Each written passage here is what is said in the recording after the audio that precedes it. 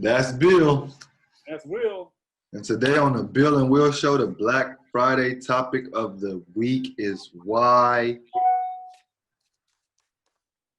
is hip hop bad for the youth of the black culture, Gibson? I don't understand why Charlemagne, Big Mike, Snoop Dogg, I don't understand why these guys are the voice of Black America. I don't understand it. It doesn't make sense. These guys, now, let me say this. These guys are not dumb and they're not stupid. So let's just get that off the top. They have a very good platform that they're speaking on in terms of what Black people need in order to get ahead in America. But the problem is nobody's taking them serious. See, every time politicians go to get something from the Black community, they go to rappers. Why they're not going to other politicians? Why they're not going to activists, Black activists, and asking them, what do y'all need? Why are they not going to Black Lives Matter? What do y'all need? Why are they going to Cardi B and asking her? Why is Cardi B, why does she have a platform to sit down with the president and talk to him? That doesn't make sense to me. So I started thinking about it.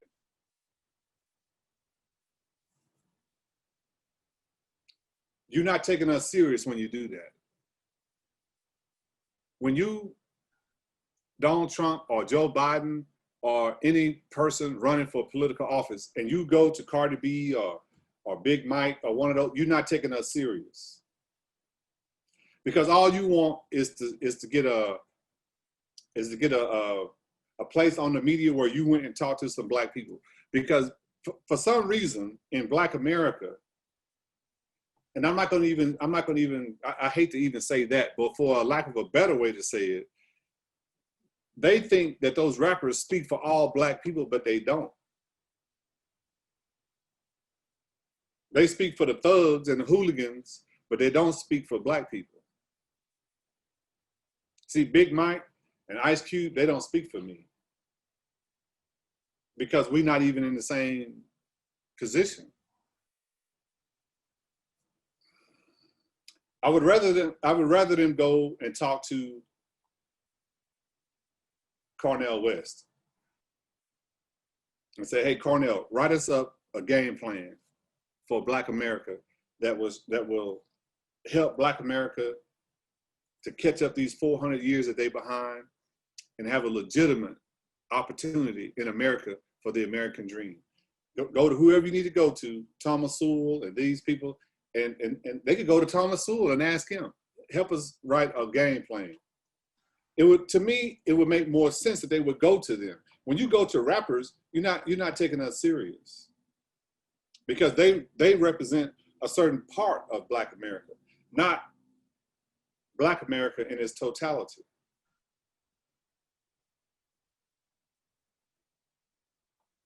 We got to get away from that.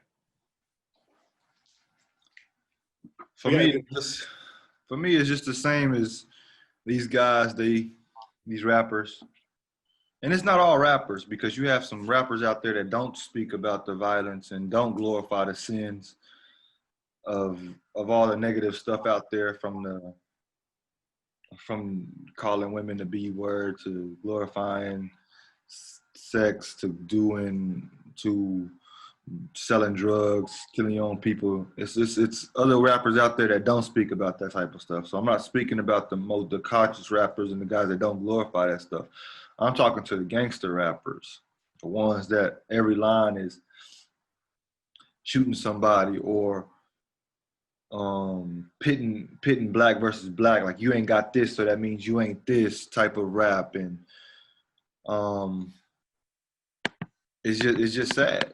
It's just sad when you see it. But they go to these people that at one point in their life wanted to be El Pablo Escobar or whatever his name was, wanted to be El Chapo, wanted to be a drug dealer and take over the world like Pablo Escobar wanted to do. He sold drugs, and after that he was in politics.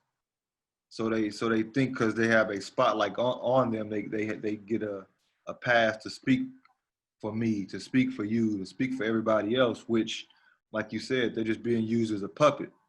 One of my favorite rappers was used as a puppet by Donald Trump this past election, Lil Wayne. Um, they see He how in many trouble. followers you they see how many followers you got. They see how bright your spotlight is. But just because your spotlight is bright does not mean that you garner the respect of people that are going to change the laws, because that's what really matters. It doesn't matter if he wants to go talk to you. You are not in a position to change any laws. You're not in a position to change anything, but just change narratives. That's all it is. Ice Cube being one of these guys that I don't know what his education is.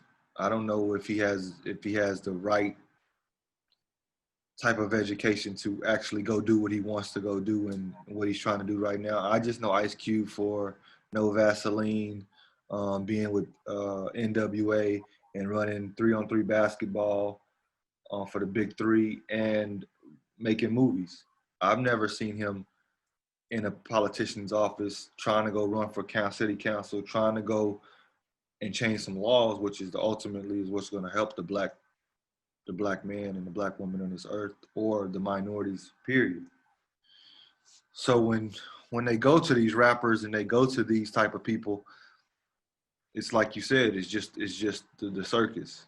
You're just giving somebody a show, and it's not the right path to change. We don't have any more Marcus Garveys. We don't have any more Malcolm X. We don't have any more Martin Luther Kings, because those guys now are, like you said, Carly B, T.I., Lil Wayne.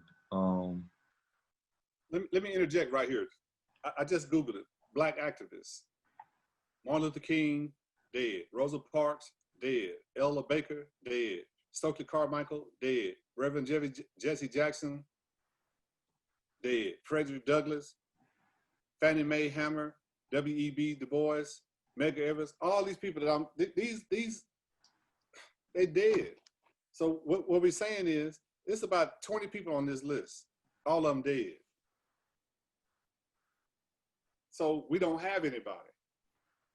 But we do have some people, but nobody's taking them serious. Thomas Sewell, Jason Riley, we got people that we need to be talking to. But Big Mike, Ice Cube, T.I., Charlemagne, Colin Kaepernick, See, that's not helping us. What's his name? Joe Biden said, if you don't vote for me, you're not black. Come on, man. They're not taking us serious. I think one thing about it is they scared. They scared. A lot of people are scared to take that role of a dead nigga. For me to be blunt, they seen everybody that you name on your list that was out there in the forefront, and they died. So it's kind of hard now. Somebody to step out there because they're afraid, which was intentional. It was intentional.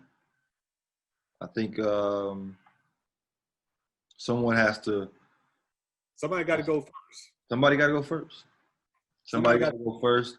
Many have went first, and they're not here anymore. But we can't learn from those guys anymore physically. So here's the problem. We don't need to approach it the way that we've been approaching this problem, because no other nationality in the United States, and there's hundreds of nationalities in the United States. I don't want to say that because there's only 7 nationalities, but we got people from hundreds of countries in the United States, but no other nationality out of those 7 are having problems except for us. We're the only one that's having problems. So we need to change our strategy. Why aren't Mexican people having a problem in the United States? Why aren't Asian people having a problem in the United States? Nobody's having a problem other than us. Europeans are not having a problem. Asians are not having a problem. You know, nobody's having a problem over here except for us. So what we need to do is stop doing what we're doing because it's not working. And we need to look and see what they're doing. I like what you brought up to me the other day about the Jewish people. They're not having a problem. But they got a good system in place to where they help each other to get to the top of the pinnacle. The Mexican people, they're not having a problem. The Democratic Party is bending over backwards to take care of DACA. DACA takes care of the Mexican people in this country. But to me, DACA is smoke and mirrors. It's a what we call that thing that the Mexican people use when they go to a party that hit it and got a lot of candy in it. Pinata. Pinata. They're using DACA as a pinata, and everybody's looking at the pinata while the Mexicans do what they need to do over here. And I'm not talking bad about the Mexican. Don't get me wrong. What I'm saying is we need to adopt a similar strategy, is what I'm saying. It's out there. I think the strategies are out there for us for sure. The strategies are right in front of our faces. Even African people that come over here, African people, they're not struggling in the United States. Not at all.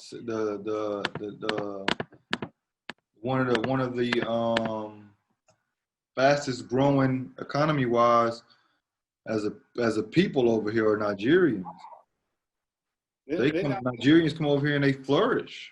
They don't have the same problems we have. But see, here's where we need to stop doing what we're doing and adopt a different strategy. And Thomas Sewell and Jason Riley, I think they have the perfect strategy. You stop being a minority, stop being black, stop being a victim, stop being all those things, and just get your mind made up that this is what I'm going to do. And then we need to work together. That crab mentality, that only applies in the Black community. No other nationality uses that phrase, crab mentality. No other nationality uses that. We took that, and when you say that, everybody knows you're talking about Black people. Black people, purple, or a crip or blood, speaking it. People looking at me now and saying, well, Billy, what are you talking about? What strategy are you talking about? Okay, well, you know what, let's go and get into that. So let's look at the Jewish people. When the Jewish people, when somebody is in the family and they're grown now, they go to school, they say, okay, what are you gonna do? I want to be a doctor. Well, okay, guess what? So now everybody in the Jewish community, they're gonna go to you. So you got a built-in fan base off the top. Well, you know, I'm only 22. Okay, so I'll tell you what you're gonna do. You're gonna stay with me and you're gonna work in the family business and you're gonna raise or save $10,000, and then you're gonna go out and buy your own house, and we're gonna help you put furniture and stuff like that in the house. This is their strategy. Mexican people, hey, you're gonna come over here, however you got over here, you're gonna come over here and you're gonna live with me. 4 or 5 families living in one house. And you're gonna work at some oil field service company or some oil company, and you're gonna save X amount of dollars, $10, $15, $20,000, and then we're going to build you a house. And when you build that house, we're gonna move in with you, and then you're gonna help 10 people do the same thing that we just did. And they're gonna save that money, then they're gonna buy a house, and they're gonna buy a house, and they're gonna buy a house. All the houses that I sold since 2013, I have never sold a house to a Black person. I have never sold a house to a white person. Every house that I ever sold went to a Mexican. All of the Habitat of Humanity houses that they built on the south side over on Fairgrounds Road, every one of them houses went to a Mexican or not Vietnamese, but I don't, Asian is not who they are. I don't know, but let's just go with Asian. A Mexican or Asian, primarily 90% Mexicans, and the rest of them is something else, but they're not Black people. Because we too busy walking around in night clothes at 2 o'clock in the afternoon, with some Bugs Bunny house shoes and talking loud, you know, at the restaurant. That I asked for mayonnaise on my burger and you put mustard on there. I'm just keeping it real, man, because this is happening all over the country. Now it's better in the eastern countries, not countries, states, but it's the same problem. And, you know, and saying, well, we need more black politicians, we need more black, you know, policemen, we need more black this, that, no. That's not helping us either, because Chicago, Baltimore, everybody over there is black. You got a black mayor, you got a black police chief, you got black city councilman, black, black, black. Everybody's black, and it's one of the poorest cities in the United States. Chicago, black mayor, black city councilman, black, black, black. Everybody's black. One of the worst cities in the United States. So being black, putting black people in position, that's not helping us. What we need is accountability. Did you do the job? Yes or no? If no, you need to get out, you need to get the next man in there. If the answer is yes, then let's keep going. It's real simple, but we got to change our strategy. Our strategy is not give me a handout, give me reparations, give me, you know, no. The solution is I'm finna do this for myself. The first thing I'm gonna do is get an education. I'm gonna graduate from high school. That's the very first thing I'm gonna do. And then I'm gonna either go to college, I'm gonna go to a trade school, or I'm going to the military. And when I get out of that, then I'm gonna get me a job somewhere, and I'm gonna use that job as a mentor.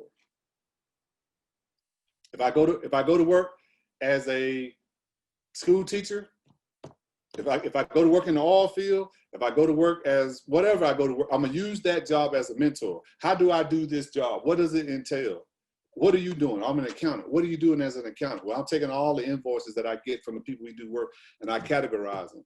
What are you doing? Oh, I'm a janitor. What are you doing? You know, and learn what does it take to run this business? After you be there 4 or 5, 3 years, whatever you think you need to do, then open up your own business doing the exact same thing that they do. That's what the Mexicans did. When I first went to the oil field, it was nothing but white people out there. They did every job in the oil field. Here we are 15 years later, there's no white people in the oil field. They all in the office, way up high somewhere. Everybody in the oil field is Mexicans and blacks. White trash. We gotta do better, man. We gotta stop blaming the man and start taking some responsibility for ourselves and say, this is what I'm gonna do. I'm gonna do this. I'm gonna get my education. I'm gonna do this. Boom, boom, boom. I'm gonna get me a mentor. I'm gonna get somebody to help me. If I go to the bank and say, hey, I need a loan to buy me a house, and they say no, I'm not gonna get mad. Oh, you do this because I'm black. No, I'm doing it because you've got a 520 credit score. So I need to go back to the drawing table and fix my credit score. Lexington Law, fixmycredit.com, whatever I gotta do, I'm gonna fix that. Then I'm gonna go back to the bank and say, now I got a 680 credit score.